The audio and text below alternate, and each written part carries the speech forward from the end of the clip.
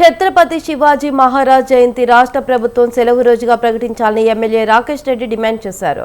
Somajiguda press club లో Chhatrapati Shivaji foundation ఆధ్వర్యంలో ఏర్పాటు చేసిన విలేకరుల సమావేశంలో ఆయన మాట్లాడారు. ప్రతి హిందువు ఛత్రపతి శివాజీ మహారాజ్ జీవిత చరిత్ర తెలుసుకోవాలన్నారు. తమ ఫౌండేషన్ ఆధ్వర్యంలో శివాజీ జయంతి ఉత్సవాలను ఘనంగా నిర్వహిస్తున్నామని అధ్యక్షుడు చవాన్ తెలిపారు.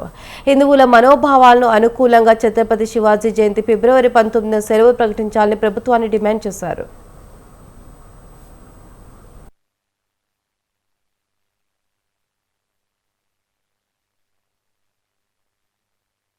దేవాలయం చేసిన చరిత్ర వాళ్ళది. అసలు స్త్రీలని కన్నతల్లులాగా చూసి యుద్ధంలో గెలిచిన అక్కడ వృద్ధులు కావచ్చు, పసివాళ్ళకు కావచ్చు సహాయం చేసే హిందూ రాజుల చరిత్ర ఒకవైపు. కొందరు ఇప్పుడు అంటున్నాడు సోదరుడు, శివాజీ జయంతికి ఎవరికి టైం ఉంటలేదట శివాజీ గారిని స్మరించుకోవటానికి. వాళ్ళకు తెలియాలి, శివాజీని స్మరించడం మర్చిపోతే ఈ దేశమే ఉండదు.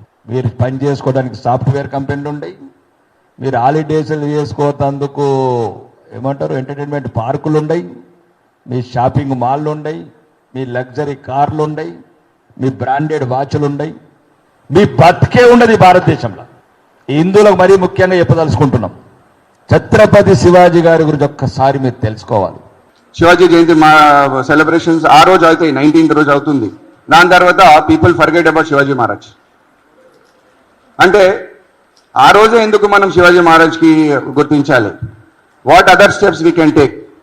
శివాజీ మహారాజ్ గురించి అందరు భారతీయులు అందరూ తెలుసుకోవాలి. ఎలా అవుట్ ఈస్ పాసిబుల్ అంటే, again one more thing we found that on Jayanti there is a working day, people are busy. Jayanti celebrations రావడానికి కూడా చాలా ప్రాబ్లమ్స్ అవుతున్నాయి. అందరి మనసులో ఉంటుంది జయంతి అటెండ్ కావాలని. నేను వెన్ ఐ కాల్ పీపుల్, నేను అందరికి పిలుస్తాను, రండి జయంతి సెలబ్రేట్ చేద్దామంటే వాళ్ళు ఆ రీజన్స్ ఇస్తారు. మేము బిజీ ఉన్నాము, మేము ఆఫీస్ ఉంది. అరే సండే ఉంటే మేము వస్తాం కదా, హాలిడే ఉంటే వస్తాం కదా అంటే ఆ థాట్ మనకు క్లిక్ అయింది అప్పుడే.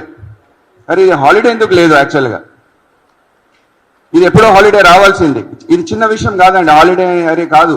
Holiday is a must to celebrate జన్మోత్సవము.